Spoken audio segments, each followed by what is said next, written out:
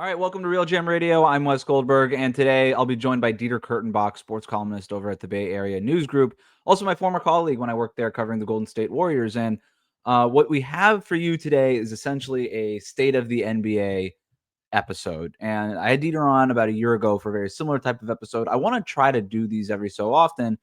And I wanted to do it now because there's just so much going on in the NBA between the Kawhi scandal, Adam Silver talking publicly about a bunch of different things, Kawhi, a league overseas, changes to the All-Star game, all these things. So much going on that I had a bunch of stuff rattling around in my brain. So I texted Dieter. I said, hey, can you come on next week? He did. We had the conversation. And I think you're going to find it very interesting. It's wide-ranging. We hit a lot of different topics, including whether or not Adam Silver should be considered a good commissioner, the things that we think he can improve on, a lot of stuff on the Kawhi scandal that haven't really been talked about in a lot of different types of places. We're not trying to do the lawyery kind of reporting talk. We really tried to get down to the bottom of some of our opinions on these things, and stuff like even Mark Cuban's involvement, why he's defending so vigorously Steve Ballmer in this situation. So we talk about that, and then we kind of get into this interesting crossover conversation about what NBA media and what NBA coverage can learn from NFL coverage, which I found very interesting. I hope you do too. I think you will. It's a great conversation. I hope you enjoy it. But I did want to talk to you because I wanted to do a state of the NBA type of show. With all the Kawhi stuff happening, Adam Silver speaking publicly, there's just a bunch of stuff going on. Obviously, the NBA season's coming up. I've been spending a lot of time doing these NBA season previews, so I really haven't spent much time here on the RealGM radio show talking about a lot of this stuff. And I was like, who can I talk to about this who would have something interesting to say and where we could kind of go in a bunch of different directions? And I was like, yep, I gotta text Dieter, and you jumped on, so I appreciate it. I'm very happy to be here. This is going to be awesome. So, the Kawhi stuff. We don't have to touch on everything. We'll just touch on what we think is interesting. Yes, how could we touch on everything? Every day, a new report. Pablo Torre just keeps finding out. It's got to be exhausting for him. It is real reporting in a way that question I haven't seen in a very long time in sports media, and it runs very contrast to what else is happening in the NBA media space, where the quote-unquote breaking news is stuff being fed to breaking news Twitter accounts, essentially, right? And, the shams and the stuff like that, not to take away anything from them, but it's just a different kind of reporting that they're doing than what Pablo is doing here, which is very much investigative reporting, where some of this transactional reporting feels like it could have just been an email, but the NBA recognizes that it's kind of good to have a Woj or a Shams as the mascot for it. And that's what's taking place now. And you literally have now, they don't even pretend, right, what their sources are. They just say, yeah, the agent told me this, which I think is great for transparency purposes. Yeah, I appreciate the transparency that we don't have to pretend anymore. Yeah.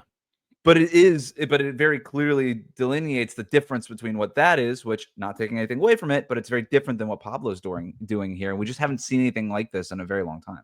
There's a larger media conversation about that, with the medium being the message, because I do push back. And obviously this is as big a story in terms of investigative journalism that we've had in the NBA in quite a while. But Baxter Holmes is out here doing, breaking down the Robert Sarver era. It's not as if we don't have bombshells in the NBA, but this is a very media savvy way to present information. It's a very algorithmically friendly way to do information. And I've known Pablo for a little bit. I wouldn't say we're friends or anything, but we're acquaintances. We sat next to each other Game 7 of the 2016 NBA Finals, and we had quite a moment. We were holding hands late in the game. It was just let's just take this in. And he's a sweet dude, and he's a hell of a journalist. But I think the intelligence of all of it, beyond just the actual journalism, is in how it has been presented, and him being somewhat of a central character in this whole thing. And I have some qualms with that in general for the state of journalism, but that's not what we're talking about. We're talking about the nuts and bolts of the story and kind of where it goes. And it's really important that it got brought up now. I think that having the opportunity to discuss it over the course of the summer, going into a season where, let's be honest here, the Clippers had as good of a shot as anybody in the Western Conference, save for the champions, to really make some hay. Like, would have been a real bummer if all of this came out after the Clippers finally did something for the first time really ever. That Right. was a possibility that was on the board, because I do think that anything like this eventually does get out, and how you respond to it, and how the league and how Steve Ballmer have responded to it, I thought has been really enlightening as well so far, because this is a very different ball game that's being played by Pablo, and again, the algorithmically friendly and sort of the new journalism undertones of it all. Mhm. I think that Adam Silver and Steve Ballmer are still kind of playing by the old playbook on how to fight facts is a stretch, but allegations of Yep. this repute, Agreed. and I don't think it's going well for them. It's a lot of, well, we're gonna look at our own investigation. It's there's a lot of I'm gonna do my own research Totally. to Which this, by the which way is the old makes playbook. sense. I'm so glad you brought up sort of the access journalism aspect of this, because there had been a lot of free passes. And Mhm. even when a bombshell would drop, it never made it was never that high on the Richter scale in terms of how much earth was shaking afterwards, because again, it Right. didn't tap into it didn't find the public in the way that the public finds things these days. And this certainly has broken through and become zeitgeisty in the same way that, And Silver got a the pass, right? I mean, the last time we actually saw something this bombshelly was when Silver first took over with Donald Sterling, and the well, way he it's handled that was just, yep, checks, checks, checks, 100%, A yeah. plus plus. What a great Oh, moment for that, and it's and it's so funny. It's the Clippers again, and and it very brings me, I unfortunate. think, to maybe the biggest takeaway that I've had out of all of this, and we'll zoom it back out. Yep. Right, we don't need to talk journalism anymore. Anyone who's still with us, thank you. Um, Silver has been riding on the reputation that he earned from that moment where he did the righteous thing and took out the bad man. He has been riding on that reputation in the public eye the entire time.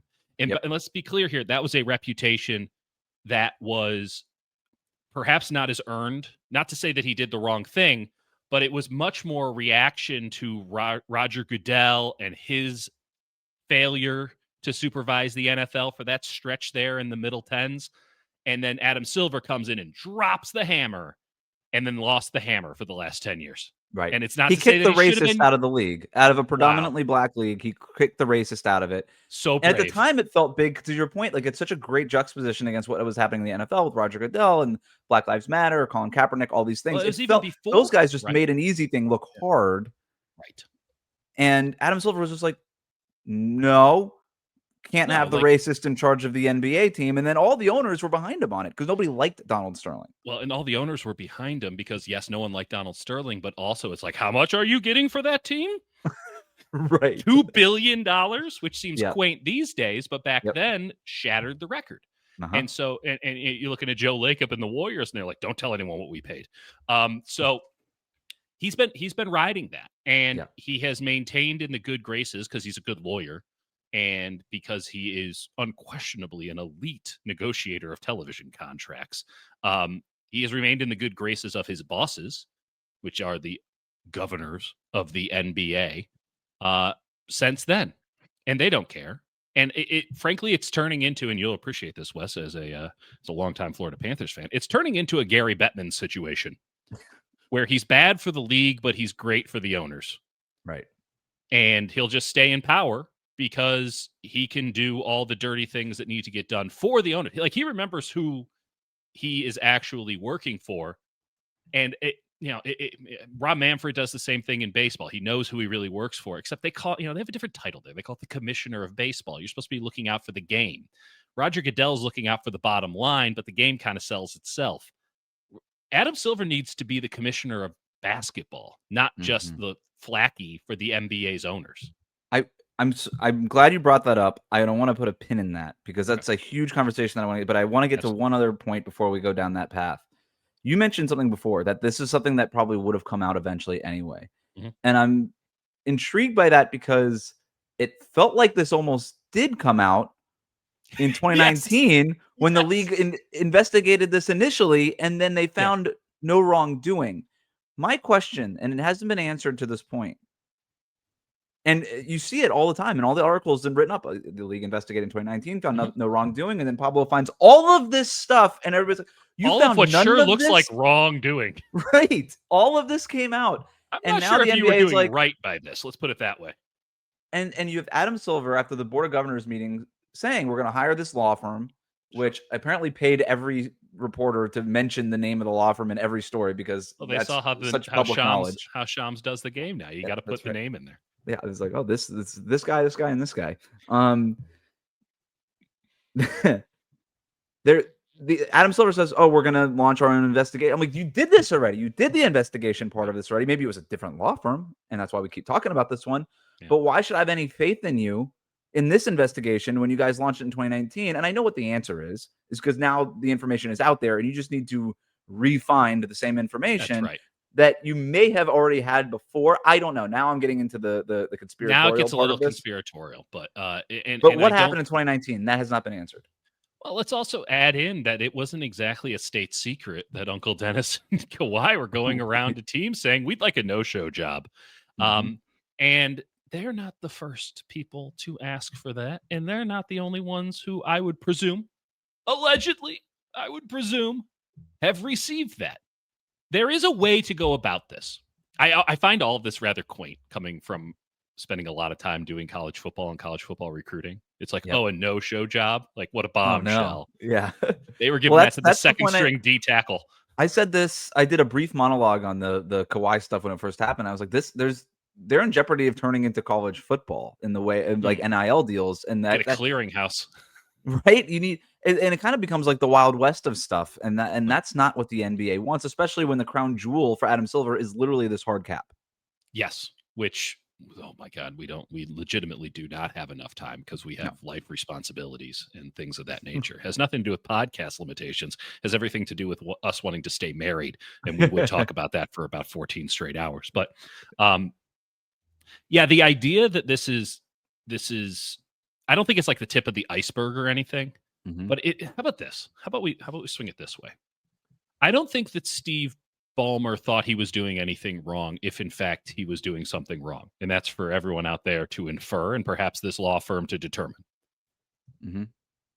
There's a proper protocol to this. These sort of inducements exist out in public every day. Steph Curry, I mean, we've both covered him. I still live in the Bay. Like, Steph Curry does advertisements for Chase Bank. So weird. They have the name on the arena. And he does advertisements for Rakuten. I don't know if those are national, but certainly they're local. And it's the only way anyone knows what the hell Rakuten is. And oh my goodness, look who's on the front of the Warriors jersey. It's Rakuten. I'm still not sure what they do. I think it's something to do with money. It's an e-commerce thing. Basically, they're a minimum. No, I'm not going to explain it to you right now. And so RealGM Radio presented by Rakuten. Hey, come on in. I imagine they have the money. And so you get cash back when you use Rakuten. It's one of my favorite sites. I would like to be paid now. Thank you. Regardless, if you want to have, by the way, there's no limitation, right? There is no clearinghouse. There's no NIL go here that says that Rakuten can't pay Stephen Curry $50 million to do 5 radio ads a year. Right. That's what's crazy about this to me. And I just, first of all, flip a tree. Just plant a tree. Retweet one thing, Kawhi, and nobody can accuse you of it being a no-show job. All you had to do, and I know you don't even run your social media. I don't even know if he has Twitter. I know he's got Instagram. You don't even run your own Instagram. Just Uncle Dennis, tell the person that runs your Instagram account, just repost something. Post one thing. And then it could have just been, they paid us $28 million for this post. And everybody like, that's freaking crazy, but nobody can accuse you of being a no-show job. And what? Weird Silicon Valley company paying outlandish amounts of money for nothing? That happens all the time. So it would be a little bit of an eyebrow raise, but at least you could say if you're Kawhi, no, I tweeted that. I tweeted that one thing. I fulfilled the mandate of the contract, which was minimal. So staunchly like it's a no-show job. Uncle Dennis, we're not going to do anything. Like you couldn't have just tweeted one thing over the course of the last 5 years. You couldn't do one thing. I'm not even putting it on Kawhi. That's just sloppy from the Clippers and everybody involved. Like, hey, I don't know. Maybe we cover our ass for just like 5 minutes. Just an For a idea. second, How just about, click it. How about some intern one day goes and covers our ass for the year? Like Forever. we don't even have to pay that guy. For the next, so we could talk about like punishments here, but I'm at the point now. I've said it initially. I shouldn't say I'm at the point now. I said it right away. I don't think that there's a punishment that goes too far. If they find that cap circumvention was done here, right? It's either it was done or it wasn't, and that's the part that I never really understood about people. Like, oh, well, it might be Joe It's Smith, really and maybe not it's up for somebody less than Joe interpretation. Smith or whatever. I'm just either they circumvented the cap or they didn't. Correct. And if they did, there's no punishment that goes too far. Name a punishment. I'll tell you, it doesn't go too far. It doesn't. Yeah. Probably Outside of the death murder is penalty. too far, Yeah, if I'm being okay, honest. yes, okay, very good. But I'm not opposed to a public flogging, if we're being honest. I think that would be a good use of the mixed space outside of Inuit Dome. But so yeah, listen. And the other aspect of this is I can't imagine a circumstance in which the punishment feels appropriate. Right? You're saying you can't go too far. I think a lot of people are along those lines. This was so flagrant in its practice, right? They didn't even bother to cover their tracks. Mm-hmm. They just did it and had no remorse whatsoever. All parties involved getting bailout money, allegedly, all this stuff. Just, it was flagrant circumvention of the cap if all of this evidence is in fact true. And I suppose there is some level of interpretation, but it's really a binary scenario. Did you or did you not circumvent the cap? Or was this not a no-show job with the sole intent of being an inducement beyond the contract that was written and sent into the NBA? I don't know how there can be interpretation on that unless there's new evidence that we haven't seen yet, which I highly doubt will be drug up in this process because it doesn't behoove the NBA to have that information available unless it's clear that, hey, here's something that just debunks everything that you thought you once knew based on Pablo's reporting. But I've heard people also say, well, maybe they don't find that circumvention was done, but they should punish them for how sloppy and kind of bad looking this is. And I'm like, you think the owners are going to sign off on getting punished over sloppy bookkeeping in the NBA? There's no way they're going to set that precedent. The only way that this thing gets punished in any serious manner, any way that is a true detriment, is if it is so obvious that this was salary cap circumvention, which you could argue it is. It's so obvious that there is now no reason for every other owner in the NBA to not do the same thing. Right. And that's what I think. You're not punishing the crime itself. You're making sure that no one ever does this again. You got to make an example of the Clippers. Today's episode is brought to you by Game Time. The Game Time app gives the advantage back to fans. It's the hack for unlocking amazing tickets and experiences in a few taps. It's incredibly easy to use, and the Game Time guarantee means you can trust you'll get 100% authentic tickets on time and at the best price. Plus, fees are always included, so what you see is what you pay, like college football tickets as low as $25 this season. Again, fees are included. That means you're going to know your total upfront with no surprise fees at checkout. Game Time offers a ton of great features like zone deals. Save even more when you choose a section and let Game Time choose the seats. Also, with your favorites, you can snag new ticket deals before anybody else finds out by following your favorite teams in the Game Time app to receive alerts to your phone. With Seat Views, you get a panoramic view from your seat in the app before you buy, and with their lowest price guarantee, Game Time will credit you 110% of the difference if you find cheaper tickets somewhere else. And with Game Time's ticket coverage, your purchase is covered with the most flexible customer service policy in the ticketing industry. So take the guesswork out of buying college football tickets with Game Time. Download the Game Time app, create an account, use the code CLNS for $20 off your first purchase. Terms apply. Again, create an account, redeem the code CLNS for $20 off. Swipe, tap, ticket. Download the Game Time app today. You got to do it to the point where, yes, the other teams say, we're definitely never going to do that. Right. Maybe even more importantly, you got to do it to the point where the consumers believe they'll never do it again.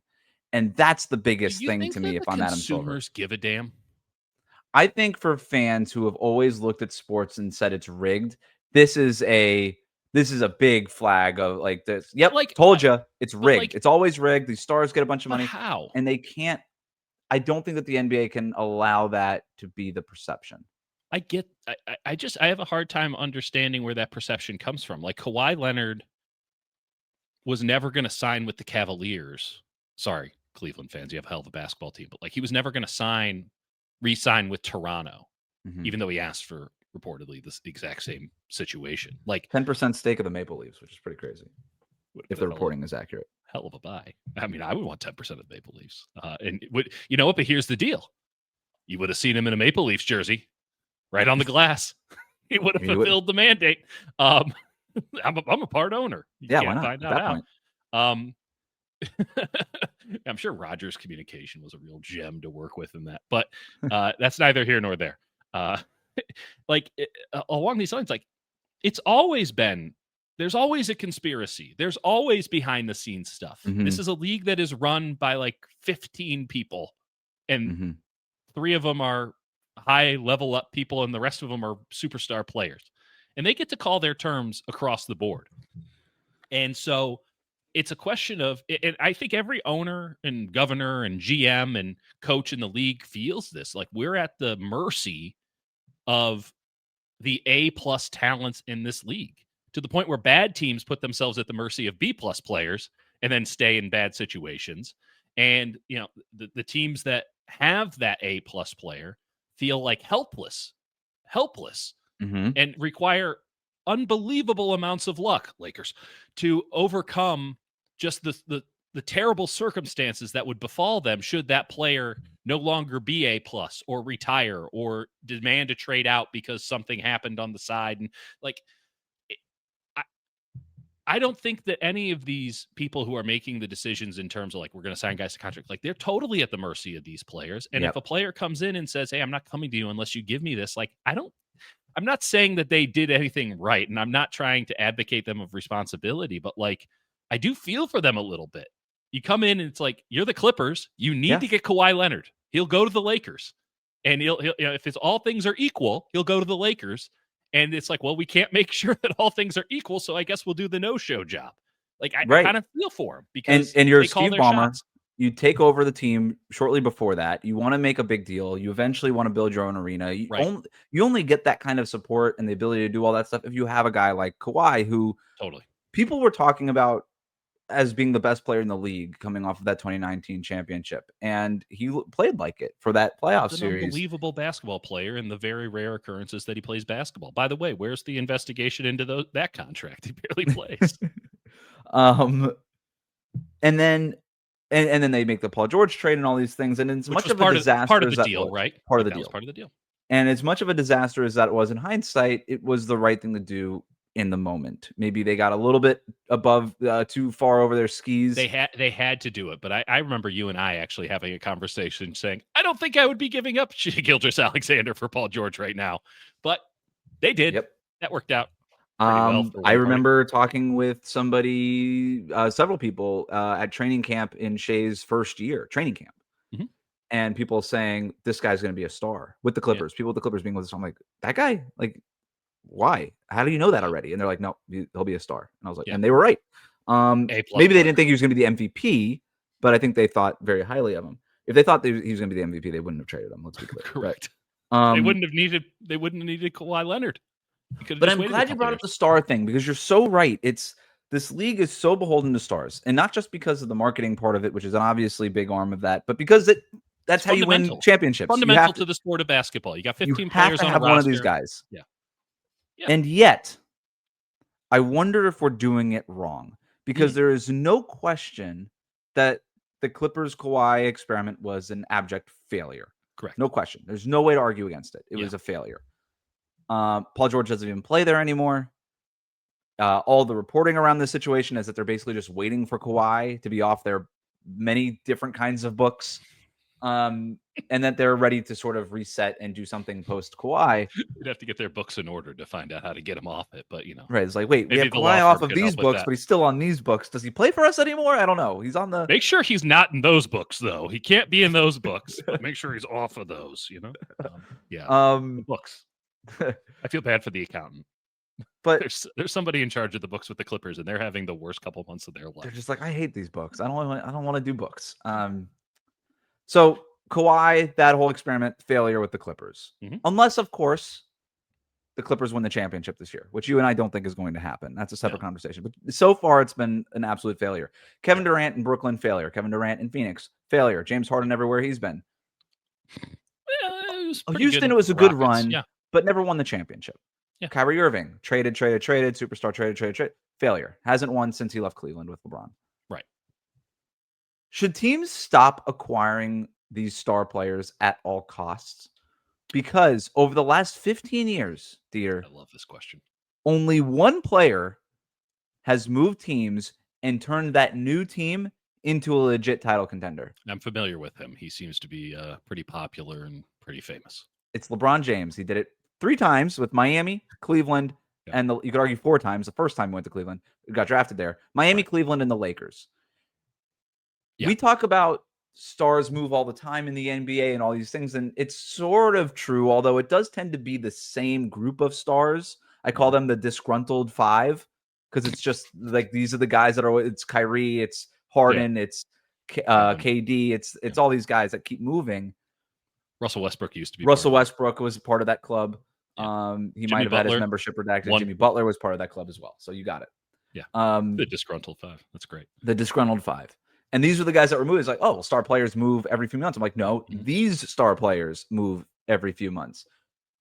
But none of them have actually done much in terms of turning their team into a champion. Now, you could argue Kevin Durant moving from Oklahoma City to Golden State did, but I would say that the Warriors were obviously already championship caliber at that point. Durant just added on. Yeah, they in were terms of a star away. Going all out to go get your Kawhi the way that the Clippers did, with the thought being, we get him, we're part of the championship contender conversation now. Mm-hmm. It's technically true because you do become that part of that conversation. It's not true because you don't win the championship. That has not been the case even one time outside of a LeBron James team. LeBron, potentially the greatest player of all time. Right. So not necessarily the rule. I would call him that exception, quite literally. Yeah. Should we just stop acquiring stars at all costs because it doesn't work this way? Well, okay, acquiring stars at all cost, I think that there's an argument to be made. But if we add in like the Shai Gilgeous-Alexander, who we just talked was traded, he wasn't a star when he got traded. He developed into one. Right. It is so reminiscent, and forgive me, I have football on the brain. It's so reminiscent of starting quarterbacks in the NFL. If you have one that can win you the Super Bowl, you don't let them leave. You figure it out. You don't let them leave. And what quarterbacks are getting traded and sent to a new team and it's just third try. Right. Which one of those quarterbacks is winning a Super Bowl? Stafford is the only one. And that was very much of a, hey, we can't afford him. We got to rebuild this thing. It makes all sense. The way. And he was late in his career. He could have retired at that point and it would have been a normal NFL quarterback career. And frankly, with his body, it could have been. Like Stafford is the one example. And perhaps that's the Kawhi Leonard situation where he goes to Toronto, he wins it after coming from San Antonio. Not a 1-for-1, but there is some example of this. It's quarterbacks and superstar players. Not all of them are made the same. Not all of them have the ability to elevate. Some guys are A- and B+. That doesn't mean that they're not stars. It just means that they're not actually the creme de la creme.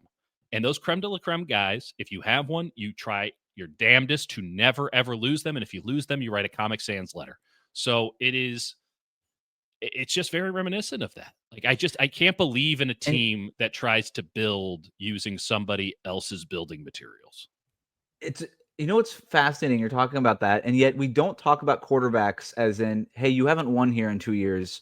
When are you going to ask to get traded? The way we talk about superstar players in the NBA, Giannis, for instance. It's like, hey, you haven't won in Milwaukee in a few years.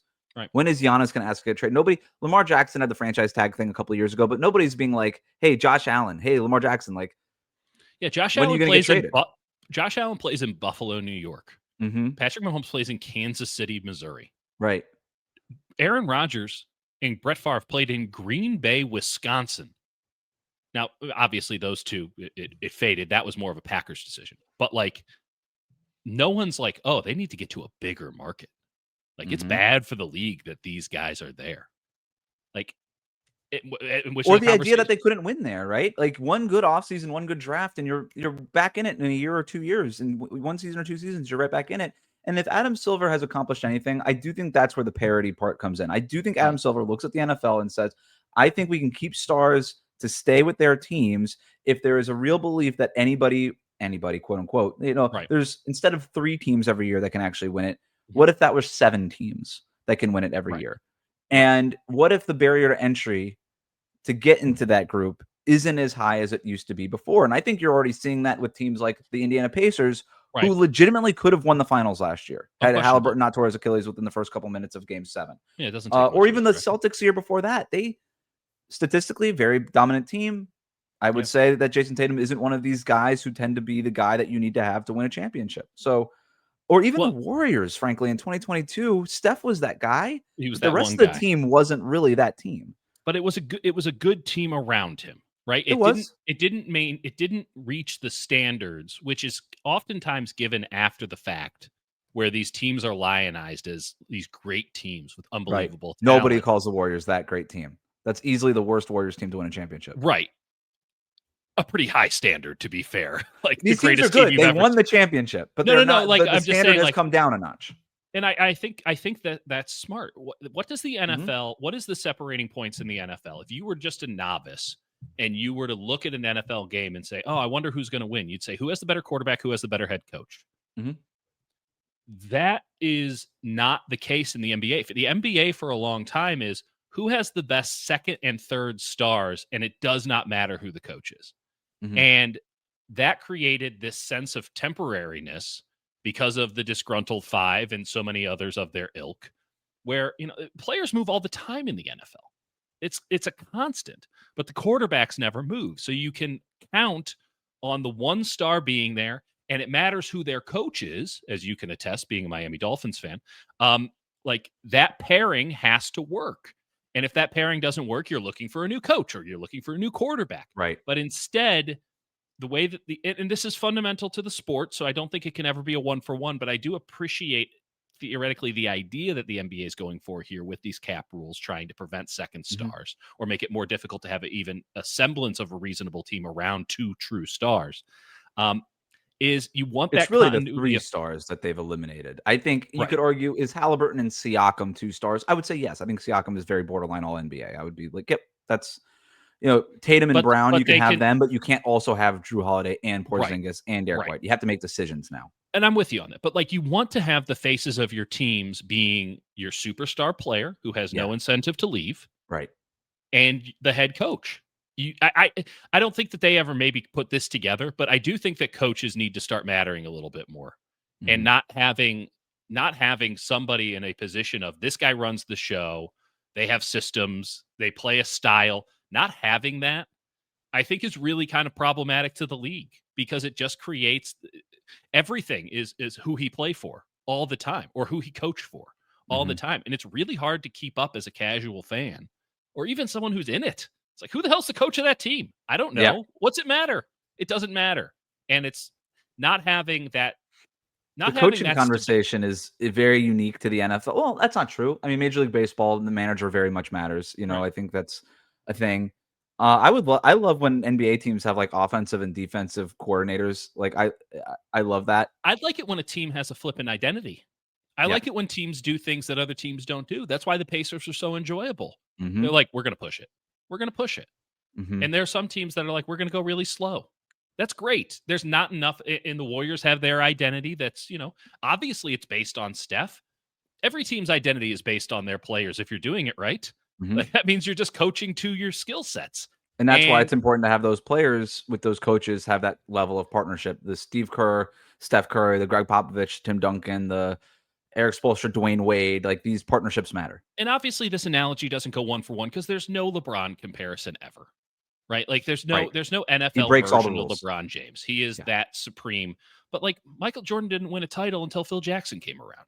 Right. Right. And I know that there were a bunch of different coaches with the Lakers in the 80s, but like, and obviously the late 80s with the Celtics as well. But like, there was a program there. You Mhm. could count on them. You understood what they were about. And even if a coach moved on, the star player would, handle a lot of that stuff. Same way with the Eagles. Like, okay, Nick Sirianni's there. I don't even think they plug in his headset. And they change coordinators every other year because they keep getting poached. But Jalen Hurts is there. And Jalen Hurts will keep the ship pointing straight.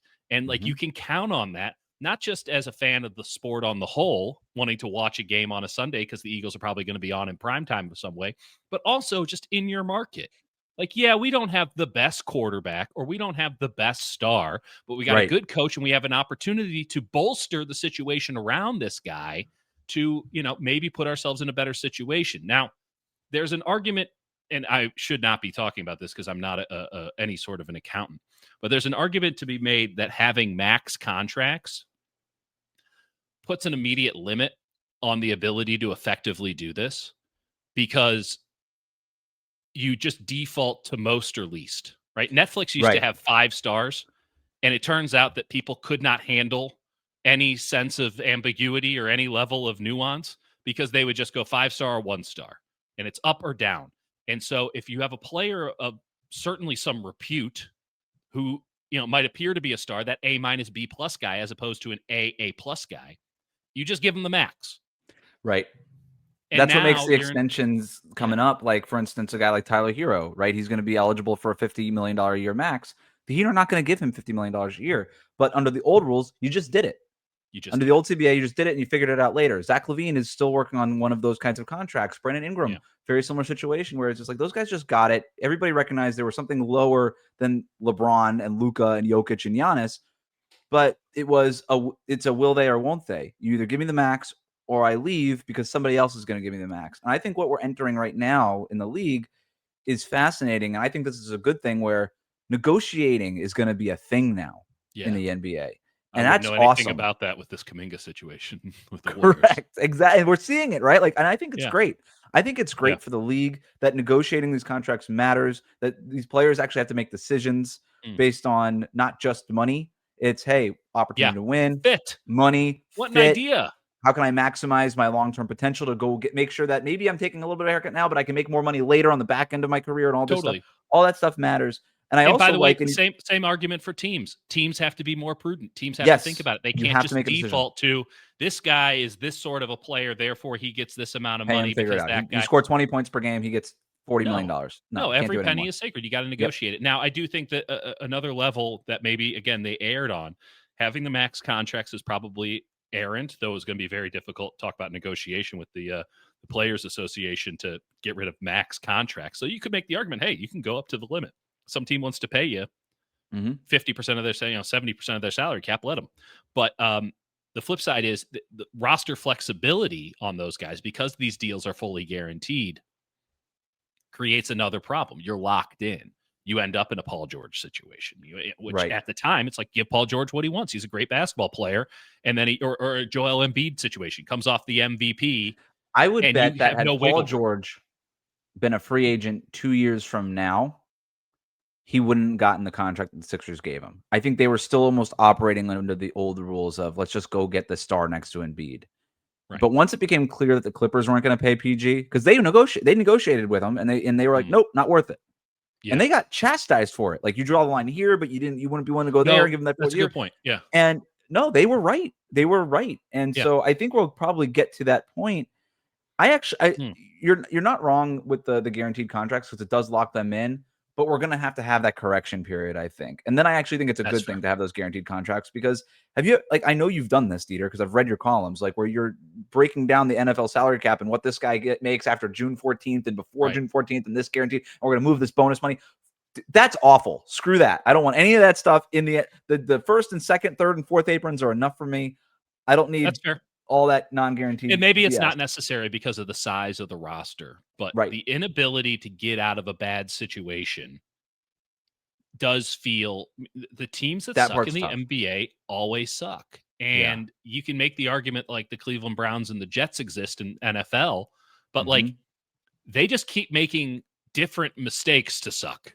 They're heirs of commission, whereas a lot of teams in the NBA, it's like, no, we're trapped. And unless we get super duper lucky, we're going to be here forever, because we can't go all the way out, because we still got to sell tickets, and this is not a very high margin industry. But if we do it, we're kind of screwed here too. We're locked into mediocrity because the size of the roster. One big mistake on the roster is almost impossible to overcome. Where in the NFL, you can kind of overcome it. You're like, we probably spent way too much on that linebacker, but we'll figure it out. Russ Wilson, this was a bad decision. we're going to take an $80 million dead cap hit for a year, and we're just going to move on. And Mhm. yeah, it's Bo Nix, but at least we feel a semblance of hope moving forward, and we can Right. put some cool money into our defense. Like that ability to get off. There's no contract in the NFL, save for Deshaun Watson's, which is a whole other conversation. And That that's is fully guaranteed. fully guaranteed. So And you that's to your see point. and you see how bad that Right. situation is. Again, these are all things that would have probably required a lockout to have negotiated, and I don't know if the NBA could have afforded one. Well, last When time we saw the amnesty clause come into play, and I was a little surprised that we didn't see a version of super that surprised. under this new CBA. Considering, like, Though you I can wonder argue if they did it. Dame Willard can argue they did it. that's true, right? But and they took the dead cap hit, right? And that Yep. did work some things out. So maybe that's what we I did would start seeing more buyouts. I would like to see more flexibility in that Yeah. regard. And I just don't think we will. I don't think that there's the opportunity to do it now. But that flexibility is key, because if you're a fan, and this is maybe another issue that the NBA has, where they've been so star dependent and there's so few stars that the league has become the sort of national thing. And I think you've lost the connective tissue between a team and their fan base. Everybody's a league pass fan now. Mhm. And I think maybe you can even attest to this, right? With the Heat, like the second that the Heat were no longer true bona fide title contenders every year, it's like the diehards and nobody else. I mean, I Mhm. even see this with the Warriors, the flipping Warriors, who, like, you and I both know that was a worldwide team. And now it feels, marginally national and mostly insular. And like, I would sure like those other numbers back for some of my stuff. So I do think that some of the connective tissue has been lost in a lot of markets. Like Charlotte should be a much better basketball market, but how are you Mhm. supposed to buy into the Hornets operation as a whole? How are you supposed to buy into the Bulls? The kids love LaMelo. Well, the kids are stupid sometimes. I think that the kids are going to be just Well, Adam fine. Silver said what? It's a highlight league, right? And he backtracked on that a little bit, but it was, and I don't believe he actually meant it, for the record. I I think think it was just bad public speaking, it was bad uh, public speaking. And he's which is not rare from wrong. Adam Silver. He's not wrong It's that technically this not league wrong. is this team. It's much more fun to watch basketball highlights than baseball highlights or hockey highlights or even Right. NFL highlights. Like, oh, cool, tush But push. when he's asked about the cost of things with all the streaming services now, and it's going to run you $500 a year by the most conservative Right. estimates to watch basically all of the NBA. Correct. Which, by That's the the way, problem, is their goal, right? Like right? And then you when he's can't asked just a be a fan question of a about local that, and he's team. like, "Or you could just, if you don't have the money, you could just watch the highlights." That's a problem. That's not good. And that takes away from the sport as the whole, which I Yes. another aspect, and I know you and I are of this. This is a major part of our lives. Like, I enjoy the tactics of basketball. I enjoy the Mhm. flow of a game. I enjoy the call and response that happens in a game. And if it was just a dunk contest, or more accurately, a 3-point shooting contest, which I think a lot of people, like my father, for instance, was just like, I don't need to see dudes just going down the floor and chucking threes. And this nature of every NBA regular season game being just, I'll do my stuff, you do your stuff, we'll see who wins, and it doesn't matter really what Right. happens at the end of this. That's bad. You have an 82 game inventory. There Mhm. better be something worthwhile to watch. Otherwise, I'll join you in the playoffs, or I'll watch the highlights on TV. But So Silver we've messed already that kind up of the gone other down day. this path, and I'm glad you brought this up, because you Yeah, and I have had this conversation before. But what do you and I want to, because you're right, right? Like the whole, hey, we're just going to run our stuff in January. We're not going. We don't have enough time. We don't have enough time to even game plan for the other opponent. Like, correct. literally, game planning is done in the locker, in shoot around that morning for 20 minutes, and If then they have a shoot if you're around, Wes, lucky, yes, exactly. And then for 15 minutes, as players are walking in and out of the locker room yeah, pregame, and the thing is up on a projector in the yeah, locker room, just calling out the main sets that the opponent has, that the right, advanced scout, who's never with the team, the right, road scout, who's never with the team, just pieced together, sent to the film room, and then the film room sent it to the locker room. So that's really what it is. That's fine. Okay, I get it. It's that's the it's nature okay. of the beast. But it's not It's what it is. hockey. It's not hockey, and it's. I guess my Hockey. question is, as a media, us in the media, Okay, what can NBA media learn? Because you're a columnist, you write about all the sports, I'm gonna and I settle know in that for this one. you've come across, I know that you've probably had the observation of, hey, NFL writing and coverage is very different than NBA writing and coverage. Far more structured. Well, far more structured. Well, first of all, being an NBA beat writer is much more of a 9 to 5 job than an NBA beat writer is, right? Where it's like, okay, NFL, like if you have kids and stuff, like being on the NFL beat is the way to go. Yeah. But is there anything that the NBA media can learn from the NFL? Because it does strike me how the NFL can get storylines from strategic stuff. How to stop the tush push is a real. There's different elements to that. Maybe that wasn't the best example, but No, I know exactly or what you're saying. Too high shells. All you hear about, if you've paid any attention to the NFL for 3 years, all you hear about is too high shells. Right. What is that the NBA can't capture? Where it's, why can't the NBA get a huge storyline from, hey, everybody is nobody's offensive rebounding anymore, or whatever, like the big strategic trend is. Last year, the Memphis Grizzlies just decide we don't do screens anymore. Right. Why can't we get, and maybe because the Grizzlies, they weren't actually very good, and then they had the thing, and then they made the coaching change, and then it did become a thing. But why can't, generally speaking, the NBA capture strategic things? Maybe I think the last time we saw this was the box and one in the finals. Correct. That you wrote about. Think about the box and one in the finals. We had 3 days in between the games. That's it. Is that it? It was the only game. No way. So that's why I'm asking. There's no way that we can get it otherwise in the middle of the regular season. Not without the structure that we laid out on this here show about a year ago. Not without a formalized structure and an understanding of when teams are on. I mean, like, I covered the NBA for a living. There are some times when I wake up in the morning of a day game or a game that's going to happen, and I don't know who the Warriors are playing that night. Like, I did, but it kind of split my mind, and it's like, oh, Memphis tonight. Okay. Right. Like, you can never be the NFL because the NFL has one game a week. Yeah. But you could be a lot more like European soccer, where midweek is, either a cup game or something to that effect. And in lower levels, like the championship, the second level of England, they play midweek games because they have this massive league and they play like 50-something games on top of their cups. So, you have a midweek and you have a weekend. And that gives you a little bit of time to think about it. Yeah. That's what it requires. It requires time to think about it. And honestly, the NFL with they have a Thursday game. They're doing Friday. They'll do Saturdays once college football ends. They have their full block on Sunday with one island game, 2 island games now this week with these morning games, and then a Monday night game, or sometimes 2 for some unknown reason, though I don't mind them on the West Coast. They do maybe they've gotten to the point of like right on the limit of having enough to react to, but you never have the opportunity in the NBA to react and then take a beat and then move it forward. Whereas, that's what I'm interested about this Peacock situation, where they're very much selling it like prime time. NBC and Peacock, they're very much selling it as the prime time games. I'm wondering, because you're right, the NBA can't. There's too many games. They can't possibly get into that structure. Although you and I laid out very good scenarios of how they could do it, but they won't. We figured it out. I mean, Adam Silver doesn't even have to pay us. Nope.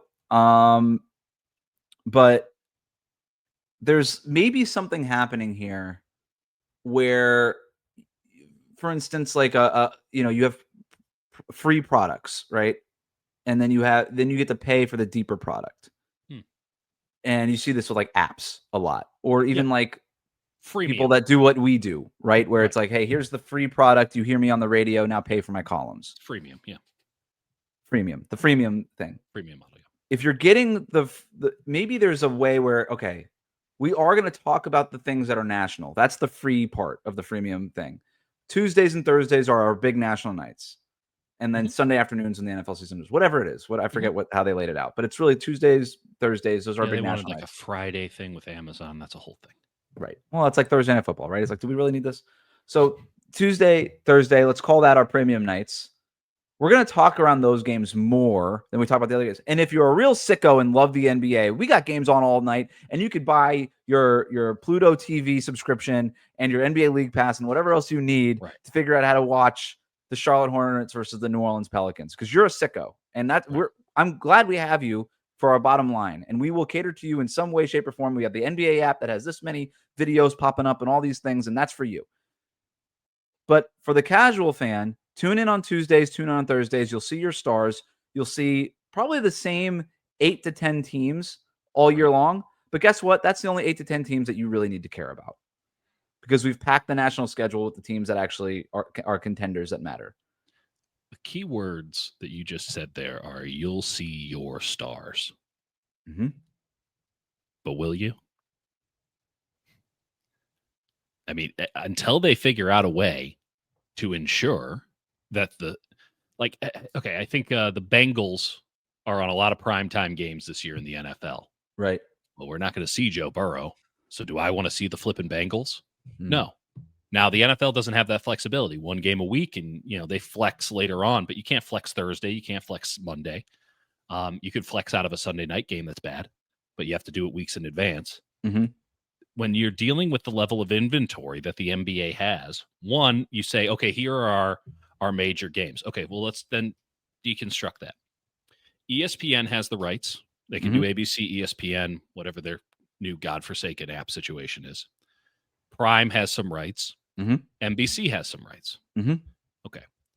But who is defining the conversation? I'm glad you brought this up. Like ESPN typically defines the conversation because it's the default thing. No one's just turning on Peacock for some NBA chatter. No one's turning on Prime Video.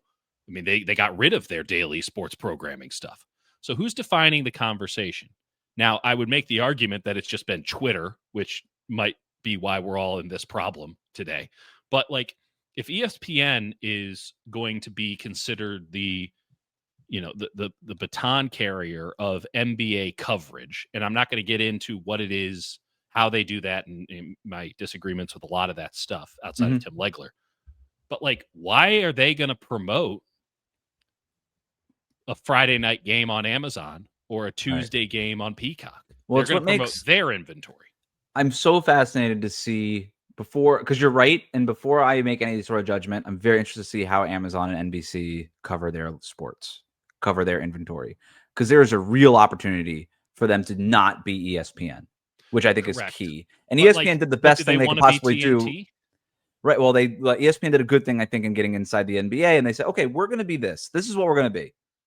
But to your point, I don't think NBC can do that. Now, against my better judgment, I hope that they don't. They probably will try to find their own Charles Barkley or Kendrick Perkins because that stuff sells. I hope to God they don't. I hope that they create their own version. It doesn't seem like it, right? You never know. So I'm hoping. I have some half-baked ideas that I want to throw your way in terms of NBA these coverage. Are my favorite. Good. So you mentioned the national schedule and senior stars and stuff. I loved, was it the year after COVID that they split the schedule up? They announced the first half of the schedule and they announced the second half of the schedule.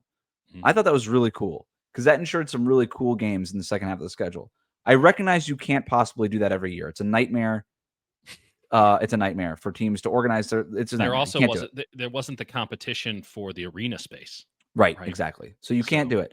But why couldn't you do it in terms of national TV games? Why do we know all the national TV games now? Why don't you wait? Yeah, that's ridiculous. Right? The games, it's ridiculous. Put the games on. The games will be the games. And then halfway through the year, we'll say, oh my God, John Morant got hurt again. I guess we're not going to put the Grizzlies on primetime anymore. Right. Why can't you do that? They kind of do that. There's plenty of games throughout the season that get kind of flexed out of a primetime spot or flexed into a primetime spot. But I think it would be really cool to do something like that because then it becomes another event. Yes, but again, you don't know what the days are the tricky part. No one wants to have a big deal. No one wants to have a big thing on a Tuesday, and no one wants to watch 1 out of 82 games on a Friday. It's a question of inventory, and can you have a big time game in a regular season that's 82 games long? And I think that the argument is no, because yes, we've had some of them. If I could push back, we've had some big games that go and like there's once every like 2 or 3 weeks, you'll get like, wow, that might be the best game of the season. And I'm really glad that I was up on a Thursday night to watch it. I mean, is that just luck? And now you're saying like, I'm so happy I was there. Yeah. Yes, it's absolutely luck. And that's why I'm saying maybe you can make your own luck a little bit if you were just to split up the national scheduling where you say, yeah, these teams are really trending in the right direction. Turns out they're both on the schedule this day. We know we have national TV games on ABC, Peacock, NBC, or ESPN on any given day. So whatever day they're playing, we're going to elevate them to the national TV part of that. Whatever network has the rights to the national TV games that night. I mean, there is also a trickiness, to be sure, with the actual production of that. Yes, I'm sure there's reasons why this doesn't work. That's why it's a half-baked idea. No, but it's not to say that these aren't issues that I don't think can be overtaken. But it is a scheduling thing, where you have a lot of NBA announcers in particular that have other full-time jobs. Like Mike Breen calls Knicks games, and Kevin Harlan does NFL games for two different. He does Monday Night Football on radio, and he does a Sunday game for CBS. Like Brian Anderson, a great basketball announcer who never gets enough credit, is the voice of the Milwaukee Brewers. And I mean, this is what they have to do in order to get by. These guys don't get the Joe Buck deals. Maybe that's something that can be. I am in favor of paying people more, especially people that host podcasts. But yeah, no, but like if those guys were just totally. They didn't have to have that second job. They didn't have to do this thing. Their only priority was to be wherever ESPN or NBC or Amazon told them to be. And I do think Amazon maybe does this. Then maybe there would be a better opportunity to handle the production aspect of it. But it comes down to this for me. You can either have a much stronger structure of when the games are every week, henceforth making it known to everybody, hey, this is a basketball night. And therefore, the best game on this basketball night will be the game in prime time. And you can do that and maintain 82. Or you can still do this ad hoc, figuring it out as we go sort of thing and just getting lucky with a shorter inventory so that there's a level of urgency, a higher level of urgency to each game. I mean, you think about like a college basketball season, like Wednesdays and Saturdays matter. Yep. And I don't know if you want to you can't go down to 30, but like you can also be double the length of the college basketball season and be at 60. And that's where it does feel I go back to what I think NBC is pulling the right things here. I'm not trying to apply for a job to NBC Sports, but you'll take it. I mean, hey, if they want to, whatever. Yeah. We're open. But they're labeling their Tuesday night showcase Tuesday night basketball, just like they have Sunday night football. And I think that's smart. Probably the right call. My other half-baked idea, in terms of the strategy of the league, and you mentioned European soccer before. You know how, like in soccer, this is rhetorical because I know you know, but like how in soccer they have like different formations, like it's a 4-2-2-3 or whatever the hell they call it. It gets way weirder than that, Wes. Let me assure you. We should have that in basketball. Yes, absolutely. I don't know how it works. This is very half-baked. I thought about it an hour before we started recording. But we basically have two balls. We have small ball and then we have going big. You go big. Oh my God, they have two guys 6'10" or taller. That team went big. This team only has their tallest guy is 6'8". That team went small. And there's so many versions of that in between, right? Like the Draymond Green Warriors would have been something like they would have been a 0-5. I don't know. And then the Rockets last year would have been a 5-0. Oh, you're speaking specifically about terminology. And that matters. Branding. It matters. Branding matters. It's the delivery. This is a classic Ethan Strauss line that the American public can't handle anything that doesn't have a funny name. Like it's a great call. If you can't label it, we can't remember it. Right. We need to label it, but we need to label it in a way because we already labeled it. I'm clearly failing as my job as a columnist. but yeah. Like I'm with you on right. That. Like what? But I want the nuance in there so we can carry on that. The vehicle for the nuance are these funny soccer names for formations. Because even like in the NFL, you've got you have your West Coast offense, your West outside zone, you have all of that, or even just like the formation, which you have a 21 formation and whatever all that stuff. College basketball's done this. College. This is a college basketball barely exists anymore. It's just you have like a Princeton offense, for instance, a Princeton offense, or the run and gun, or even Villanova's like 5-guard lineup or a 4-guard. So what can we call the? So we have the Celtics. We call it the 5-out offense. Yeah, and that's actually a pretty good one. But that's a good one. We haven't come up with because the systems are so repressed, and they exist, but because they're so repressed by both time and I think external desire to talk about stuff like that, because tactics are so underplayed, we don't have much of an opportunity to give them cool names like the Predator offense or something. Like That'd be cool. Like Zion Williamson running point for the New Orleans Pelicans should have a cool name for that offense. Right. And yet we don't have that. And again, maybe that's just a branding exercise, and we need to be more, take some notes from Pablo and be more algorithmically friendly so this stuff catches on. But I've been trying, and it's not catching, Wes. And I do think that matters, because that gives you a foothold to at least have a conversation about tactics, which I do think is interesting. But again, if you never have the opportunity, if you're always just reacting to what happened the day before, and you never have a moment to beat, like on an NFL week for me, typical NFL week, like covering the 49ers, Sunday's the game. Monday, we do all the normal game stuff, right? Like here's 2 columns, whatever. Monday is sort of a, okay, we've all taken a beat. Here's what we're thinking about Sunday's game. And then Tuesday is, if that was such a good game, we still want to be talking about it, we can, but we can also use this day to now push forward, because on Wednesday, they're going to come back to the facility and they're going to be talking about the last game in sort of I'm in favor of having a day off every week where it's just the catch-up day. Like, let's say Mondays. In the NBA, no games. Every Monday, no games. And that's our reflection and preview. The first half of that day, we're reflecting. The second half of that day, we're previewing for if we're a 24-hour, ESPN kind of channel. Yeah. I mean, we're also trying to put toothpaste back in a tube in a fractured media landscape, right? Like we're trying to figure out how to get people to all talk about the same thing at the same time, when really everyone's just yelling as loud as they can and seeing whose voice is loudest at that moment about nothing consequential whatsoever. So I came up with my soccer formation names, by the way. Oh, I'd love to hear them. Okay. So I want to use it. I want to use like the numerology part of it that soccer uses, like the 4-3-2. Really? You think that's more catchy than like a catchy name? I don't think it's catchy. I think we come up with catchy. We come out with the 5-out offense. We come up with the box 5-out is a tactical statement. It is. But I want names to them. I want like, hey, this is what this formation is called, because I do think that we don't have positions in basketball anymore, and that's the other part of this too. Well, I was just about to say that. I was about to say, like, we couldn't even adopt the Brad Stevens model of ball handler, wings, and big. So I'm going to try to do 20 that years here. Into that. Right. Okay. I'm going to try to do this here because it does seem a little silly, because no other sport really does this. Baseball does it. But baseball, like the NBA isn't tactics. Right, and the basketball isn't anything like baseball. And in baseball, you have to have 1 first baseman, 1 second baseman. Somebody's got to play third.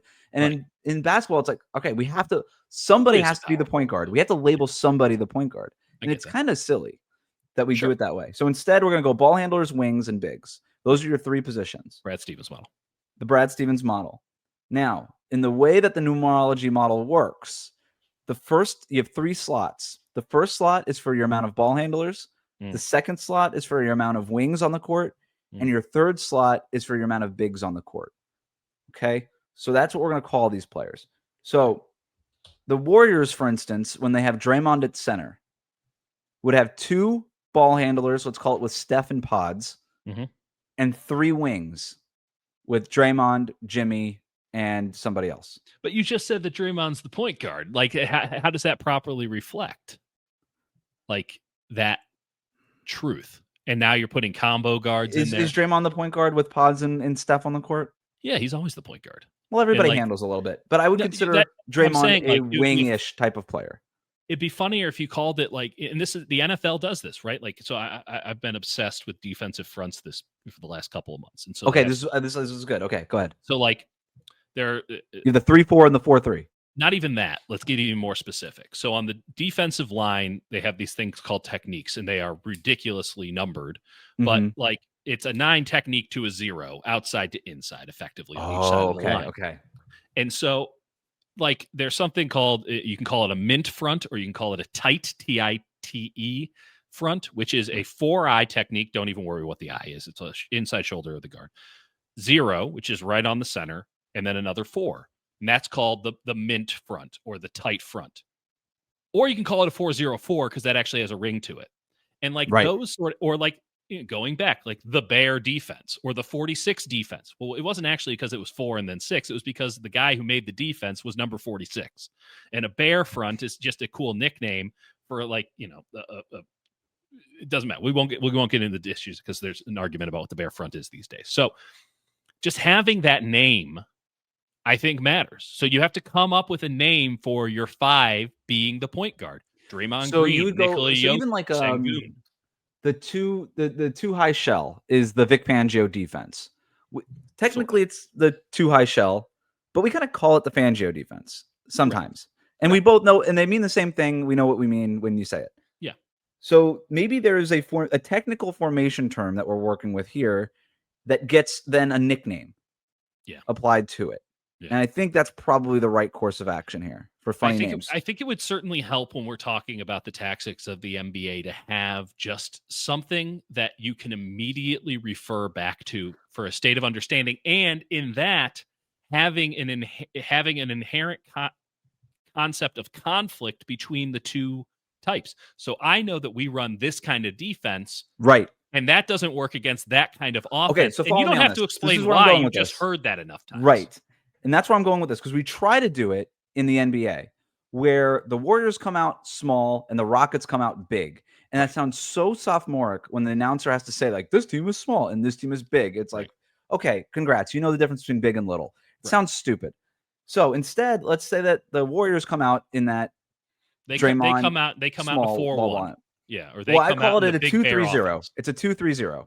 2-3-0. There's something. 2 ball handlers, 3 wings, 0 bigs. Right. They came out in a 2-3-0. Let's say they're playing the Nuggets. The Nuggets have Jamal Murray, Christian Brown, Cam Johnson, Aaron Gordon, and Jokic. I would consider Gordon and Jokic bigs. Maybe you consider them wings. I don't know, but let's just but like, how do you even define Jokic in this? I think that you have to come up with a cool name for whatever Jokic is. Okay, so let's do the Rockets then. They have Steven Adams, Alperen Sengun. That's the Joker offense, right? And other teams can we could talk about that. Yeah. But let's say Houston is running their 2 bigs plus Kevin Durant. We can call them all bigs. So that's going to be a 3. They have Fred VanVleet's hurt, so they have no point guard. Let's say, okay, so the Warriors are playing the Rockets. The Warriors come out in a 2-3-0, and the Rockets come out in a 0-2-3. Right. Literally the opposite. Almost literally the opposite. That now, if you're a broadcaster, you're the color analyst on the broadcast. Like, hey, this is interesting. After this last substitution, the Warriors are out here in a 2-3-0. The Rockets are out here in a 0-2-3. Well, and let's even that's great. And if you can put a cooler name on top of that, that's fine. But if you have that baseline understanding, then that also then gives you the point of analysis, which is what is interesting, which is now you have to watch this guy, because this guy is the difference between winning and losing. It's not just does the star have a good game. It's if Amen Thompson can handle X, Y, or Z, because he's the guy who has to find a way to overcome this tactical difference. And it puts, instead of just saying everyone's positionless and nothing matters, this sort of nihilistic notion of roles and responsibilities, which, by the way, has bled into the psyche of every young basketball player, it seems. Like, I'll just do whatever I want because it doesn't matter. There's no systems. There's no rules. Now you have these rules, and it's going to highlight either the susceptibility or the excellence of a player that's not the star, because these systems have to function. But put more emphasis on the coach too, that you were talking about earlier, right? It's like, wow, I cannot believe David Alleman ran a 1-2-2 in the 4th quarter against the Warriors. That was ridiculous. If you have a focus on the coach too, then there is more of a responsibility that they have to come up with something interesting and bespoke for the game that's following. Because now we're thinking about the coach as something more than a babysitter, or just, somebody who's there to basically be a glorified ball boy for the team. Like now, or offensive coordinator, defense coordinator, I'm with you. That's great. Put the responsibility on these guys. Give them at least the external perception of some investment in the game. Right. And then we would have to talk strategy. It's like, hey, the Heat's offensive coordinator is Chris Quinn now. And be like, oh, that's interesting. He's not just an assistant coach. No, his role is offensive coordinator. Why does that matter? Well, this is the kind of offense Miami runs. He runs this offense, and then it's like, oh, well, he changed it up this game. Like, that's good coordination. How pragmatic of him. Right. And why did he change it up? Well, because this team is doing this. And like, I do think that would matter. And you can still do that. You can still have those conversations on sort of a macro level. I know that it brings it in more on the day-to-day. This team is playing this team. How are they going to go about it? How are they going to approach each other? And it might be messy and never actually turn out to be that, but at least we could have that conversation leading up and maybe have some intellectual stimulation before the game tips off. And it But on does a the thing macro that level, Wes, like on a macro level, you can say, oh, if these two teams meet in the playoffs, we know that that's a really interesting matchup. Exactly. And it Other does the than thing Joker that versus Steph, how will it go? Like, there's 4 other guys out there on the floor with them. There's 10 other guys on the bench. There's 42 different coaches hanging out, holding iPads and passing papers to each other. Like, in theory, these people have responsibilities and jobs, and I would like them to feel like they matter. Right. Front of bench, end of bench. Like we're talking, like this stuff does matter. And it does something very important, which is make NBA podcasters feel smarter, which is really the entire job. I have so many other things that I would love to talk with you about, Dieter. I want to do lightning round, and then I do have a take wheel for you. I promise I have a take wheel for you. I love the take wheel so much, Wes. It's the highlight of any time I come on this. We'll see where I'm at right now with the take wheel. I don't know if I'm feeling as feisty as I usually am, so we might get some mellow takes. There's some good topics on here. Lightning round topics. And I know that we're going to be trying to stuff lightning in a bottle here, but we're going to try to do it. There we go. Mark Cuban. His defense of Steve Ballmer. Here's my read on why Mark Cuban is defending Steve Ballmer so full-throatedly. Mm-hmm. I think he's doing what we all do when we're trying to create empathy for somebody in our position. Mark Cuban is a billionaire businessman. So is Steve Ballmer. I think what Mark Cuban is doing, and I'm not defending Mark Cuban, I think he's blinded by this. This is actually what I mean by it. I think he's blinded by this. I think he's saying, why are we all attacking Steve Ballmer so much for this alleged scandal? And we're not, and he's doing almost like the whataboutism part of this, where, hey, we're not talking about the company that defrauded a bunch of people and the guy's literally in prison because of it.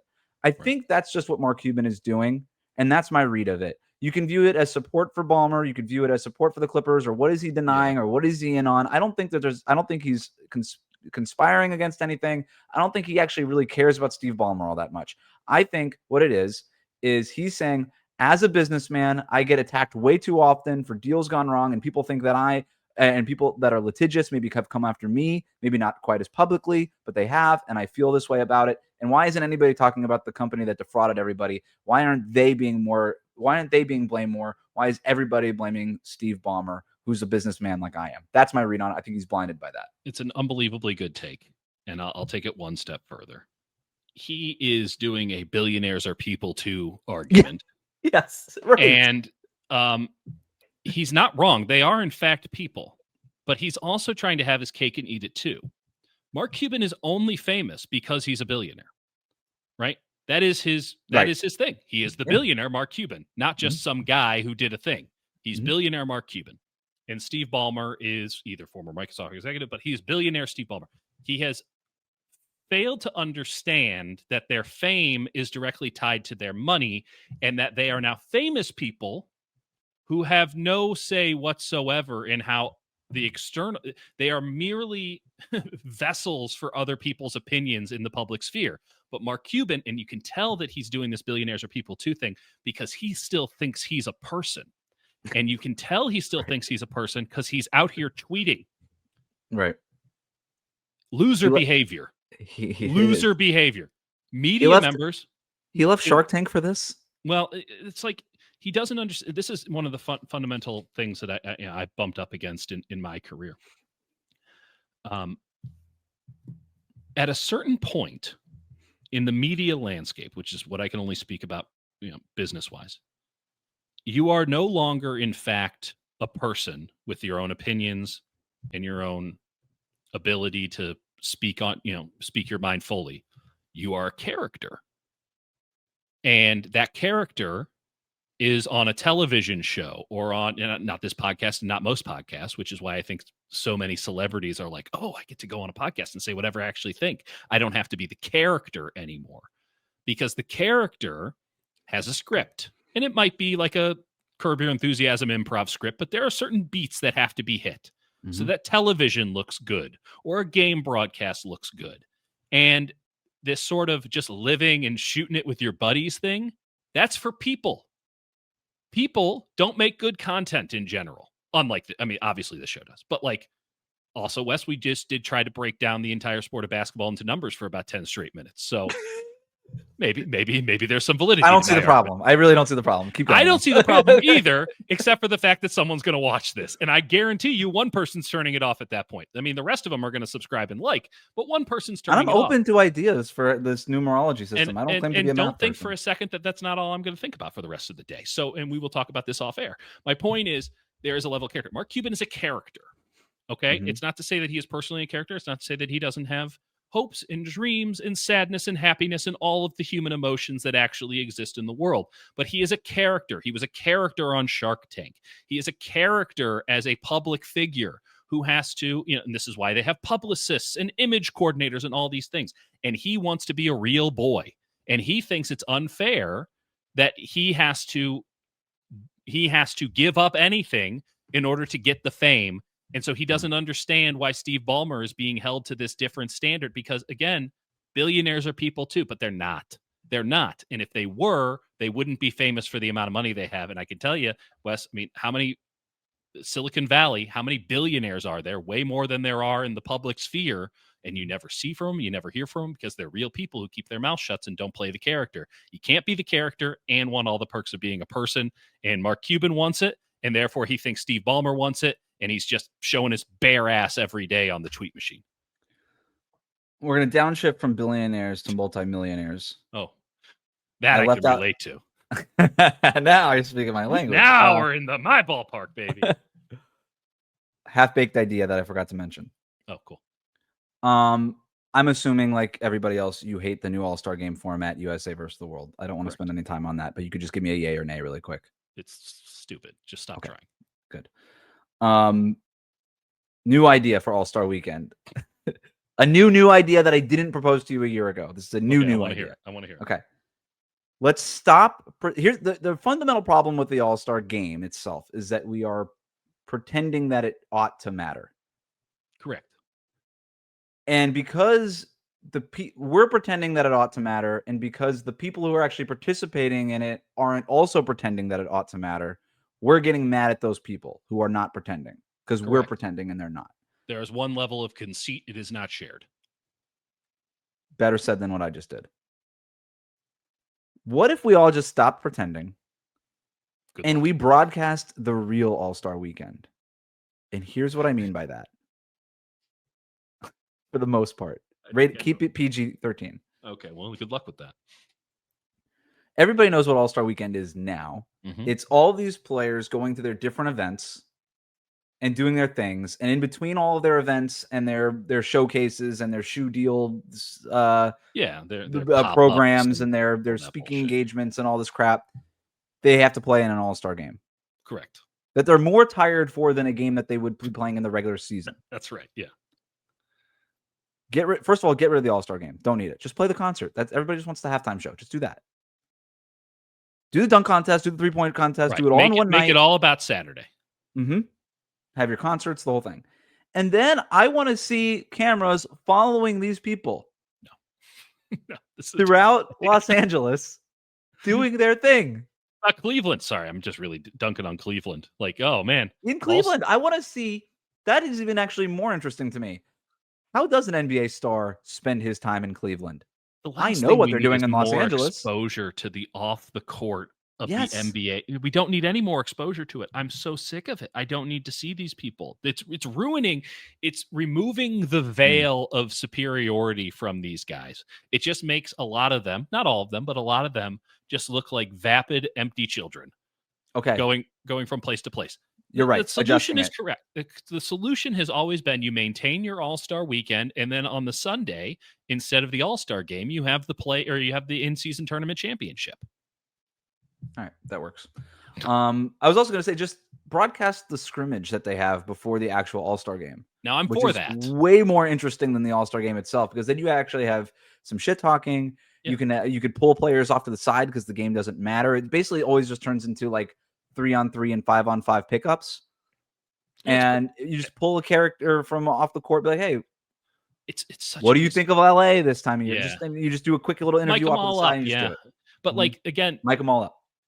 if you're going to have all-stars, that's important, right? There's an all-pro team or a Pro 100%. Bowl. We have to have the all-stars. You have to have all-stars. You have to get them all together for a day or two. And then you just say, hey, you're an all-star. Pick your event. Dunk contest, three-point shooting contest. Make it something that they'll look forward to. Nobody wants to do it. All you have to do is this. All you have to do is this. You give me 10 minutes of your time on Saturday night. See all the all-stars. You get to compete against the best in this weird Madden mini game. And then the next day we'll do our in-season tournament championship, which we're trying to build up, and that's a good reason to now, and that's a neutral site. I know it's Vegas. Right, you just do it wherever the All-Star weekend is. Just do it wherever the All-Star weekend is, and you do it in a big stadium, and it might be empty, but you brought all these people in. They'll probably show up for the game anyway. Yeah. Take wheel. Let's do it. I have 10 topics randomly selected and organized. They're each numbered 1 through 10. Yep. We're going to do, what kind of time are we running here? Give me 2. All right. I got 2 of them for you. Just give me a number 1 through 10. 5. Jazz. Oh, boy. This is literally the hardest one on the list. I was like, whoa, okay. Jazz music. Well, jazz music specifically. I was about to say, I'm of the mindset that Utah should have taken the opportunity to rebrand when they changed ownership. It would have behooved them and gotten, separated a little bit from that era. Let the Utah Jazz be that thing, and then let Ryan Smith, a 45-year-old man with a backwards hat, this is a good call, have his own thing. And now we don't have to reckon with the fact that Utah is named the Jazz. What they name the hockey team? The Mammoth? The Mammoth. They wanted to be the Yeti, but they ran into a copyright issue with the Cooler Company. So a new team name for the Utah basketball team. Have to be something with mountains, right? It would have to be. Lends itself. Slopes, the Utah Slopes. There's something. I'm sure that the comments section will actually fulfill this mandate by giving us a cool name for the Utah basketball team. But yeah, I just think it's wrong that it's great that the Hornets are back in Charlotte. Like, we can't do anything about the Lakers now, but like, it's always been really weird, and this team hasn't won a title, so I think there's still an opportunity to get out from under this. It's a great call. You want another one? Yeah, 3. I'm going to choose a different one. 3 was rebrands. We just talked about rebrands. Oh, wonderful. So. 7. Weddings. Okay. Weddings. Y'all are doing too much. Y'all are doing way too much. And you think that makes it special? And I'll speak firsthand, experience-wise. I did way too much. Way too much. It wasn't fun. It wasn't intimate. It wasn't a loving situation. It was just project managing the entire night. And that's work. That's work. Now, I mean, I think others have done the right thing and like lost a bunch of weight and gotten in really good shape for it. I didn't, so now my wedding photos suck. But like, it is so extra across the board. And I'm not advocating everyone go elope or just get married at City Hall. But I'm saying we can maybe tone it down a bit. Let's just bring it back a little bit. Get your close family, get your close friends. It's not a big thing. We're not bringing in the aunt that you haven't seen in 15 years to fly in. She doesn't want to be there. You don't want her there. And now it's all a politics game and this and that. And because it's gotten so overblown and, well, your cousin did this kind of a wedding and now they're going to be disappointed if you don't have the same kind of thing and we don't invite X, Y, and Z. Because of that, now everyone's in the hole for the cost of a brand new luxury sedan and no one's happy. And, 5 people who got super drunk at it are happy, but that's about it. Everyone else is just kind of moping around. And there's got to be a better way. I think that we've overdone it with the wedding industrial complex, and we need to bring it back to what it's all about, which is, we're going to have a moment in front of family and friends, profess our love for each other, and then go party with them. It's very, I think it's the Douglas principle, forgive me, Dunbar maybe, where you can only have like 112 people that Like, oh, right. Yeah. Just invite those people. Yeah. I mean, that's the absolute maximum. Yeah. And that's everyone that you know. And I know that there are some that's ridiculous, but like, it's really probably like a quarter of that. Like, how about this? And if you're being honest, there's probably 20 to 30 people who you really care about being there, who you actually want to interact with on your wedding day. Here's my take, Wes. No wedding should have more guests than an NFL team has players on its roster.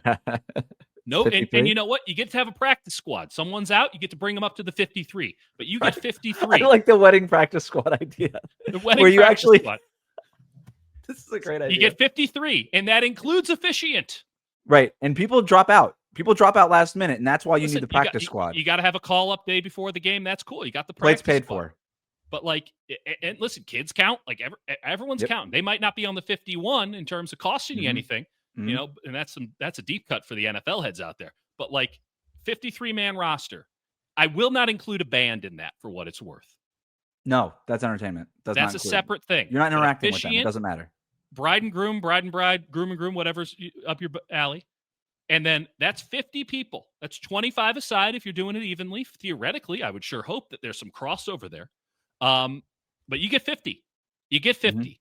And I think that would be a recipe for a pretty good time. Oh, and by the way, these ceremonies, we're toning it down. We're getting rid of all these speeches. You're not entitled to speak at my wedding.